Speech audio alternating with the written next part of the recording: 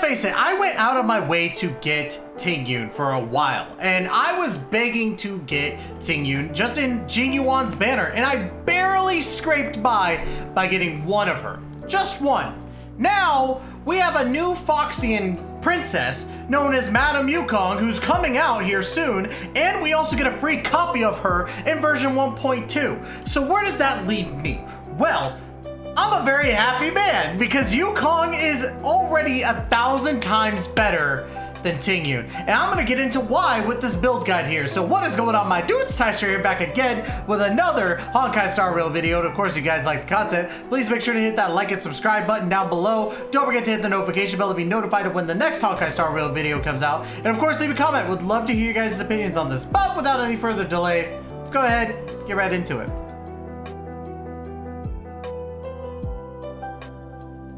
Madame Yukong, as you see here, let me go ahead and move myself down for now, is part of the Harmony Path and Imaginary Element, which I do think that we needed a good couple imaginary units in here. So it's really cool that we're getting a buffer in the imaginary slot, which is great, but she does way more than just buff. But let's go ahead and first talk about what you're gonna need to ascend her from level 1 here to level 80. You're gonna need 246,400 credits. You're going to need artifacts modules, which you get from Simulated Universe.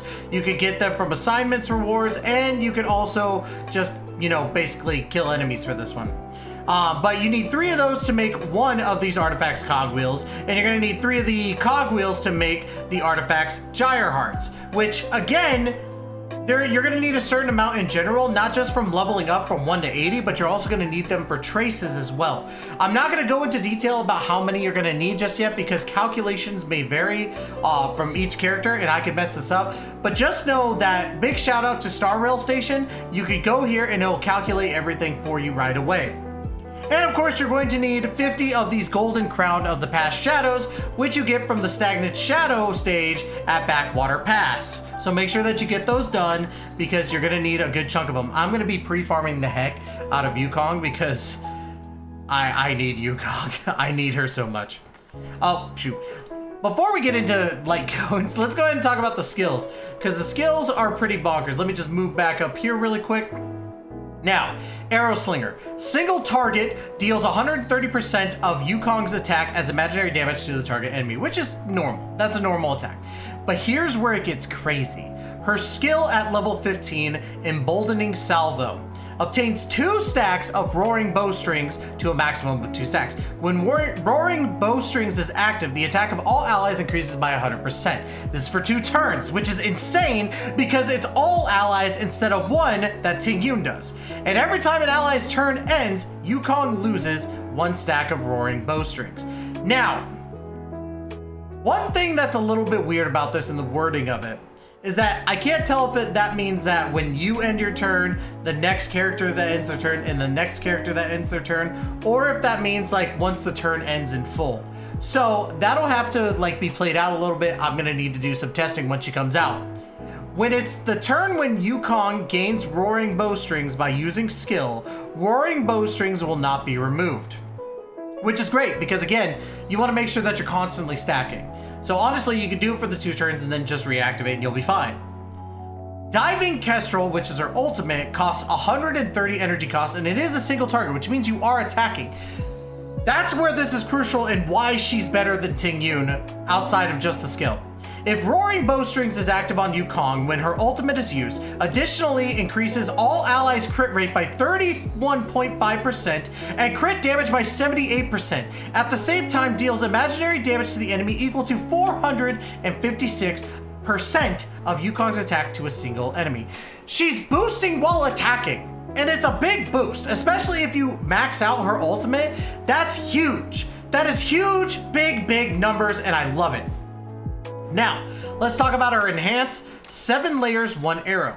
Basic attack additionally deals imaginary damage equal to 100% of Yukong's attack and increases the toughness reducing damage of this attack by 100%. This effect can be triggered again in 1 turn. And then of course the technique, Chasing the Wind. After using her technique, Yukong enters sprint mode for 20 seconds. In sprint mode, her movement speed increases by 35% and Yukong gains 2 stacks of roaring bowstrings when she enters battle with the attacking enemies. So you can automatically get roaring bowstrings right out the gate when you use her technique. And that's huge because with Tingyun's was she gains energy before she goes into battle, which means that you could use her ultimate. Now, you're getting roaring bowstrings, which is giving the 100% additional attack to the allies without using a skill point. That's crucial. And again, you're going to need the following items to go increase. You're gonna need 192,000 credits. You're gonna need these harmonic tunes, the artifacts modules, the ancestral hymns, which are the evolved form of the harmonic tunes. And then, of course, the evolved form of that is the Stellaris Symphonies, followed by, you guessed it, the evolved form of the artifacts modules being the artifacts cogwheels and the artifacts Geyer hearts. So you're gonna need a bunch of those and a whole lot more once you get into it.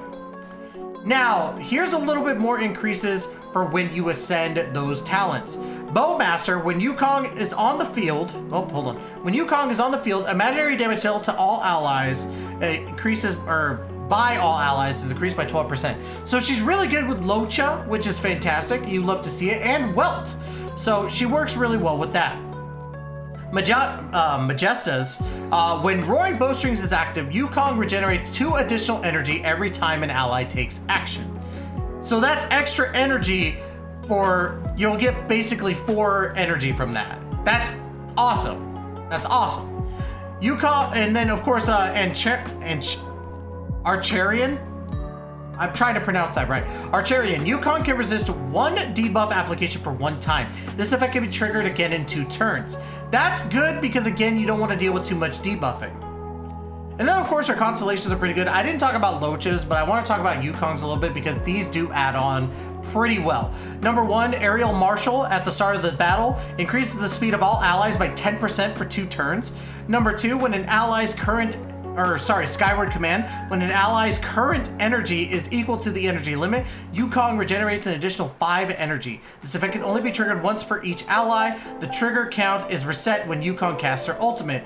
And then, of course, 3 is a skill level up to 15, and then basic attack level up 1 by 10.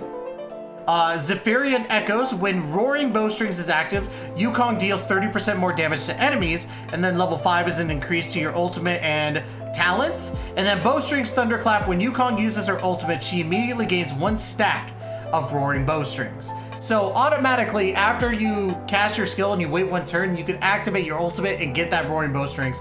So she works really, really well with that. Now, let's go ahead and talk about how we're gonna build her, right? So the first thing I want to talk about is, of course, let me pull this up really quick, what you're going to need for a light cone. Now, light cones are pretty self-explanatory. They're the weapons. You need these.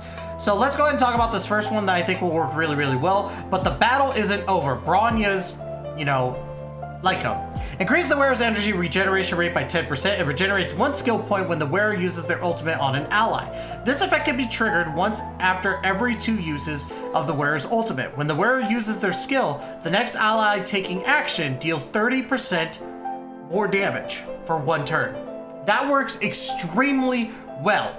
But if you don't have it, you could have this one, which is one of my favorite light cones to date. Carve the moon, weave the clouds.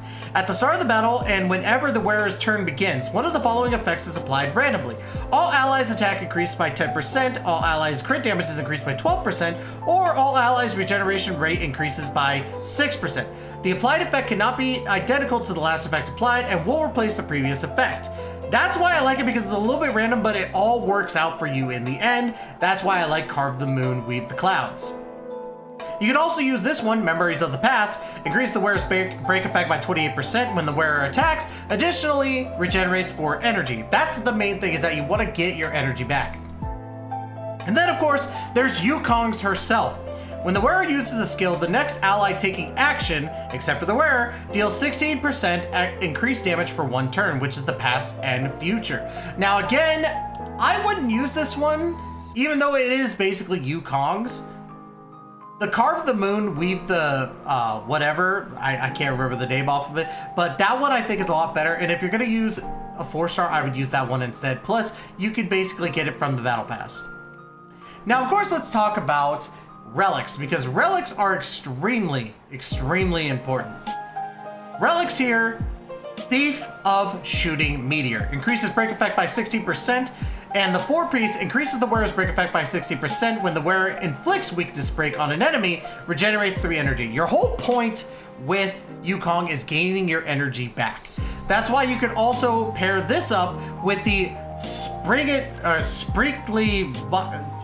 the SV. We'll call it SV because I don't know how to pronounce. Increases the wearer's energy regeneration rate by 5% when the wearer's speed reaches 120 or higher. The wearer's action is advance forward by 40% immediately upon entering battle. Again, you're wanting that energy regeneration rate because you're not only doing damage with your ultimate, you're increasing everything, crit rate and crit damage to your allies, all of them, which is fantastic. You want that.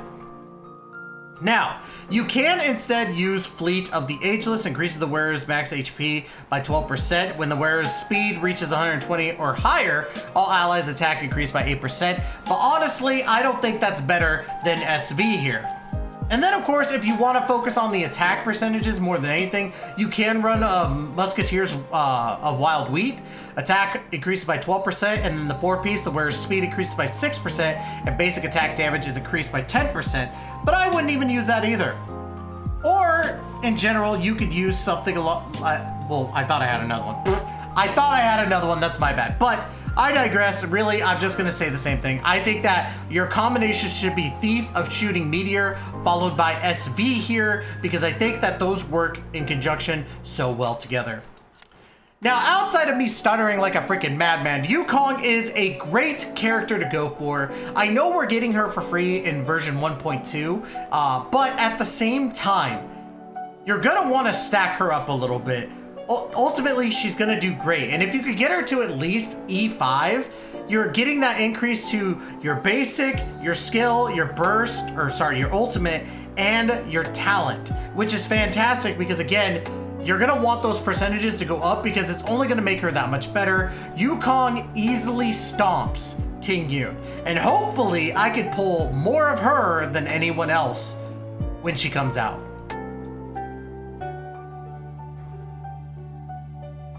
Now, of course, y'all, that's going to be it for today's video. If you like the content, please make sure to hit that like and subscribe button down below and hit that notification bell to be notified of when the next Honkai Star Rail video comes out. And of course, leave comments, guys. Would love to hear your guys' opinions on this video. But of course, that's going to be it. Love you all to death. And as always, we will catch you guys in the next video. Please take care and be safe.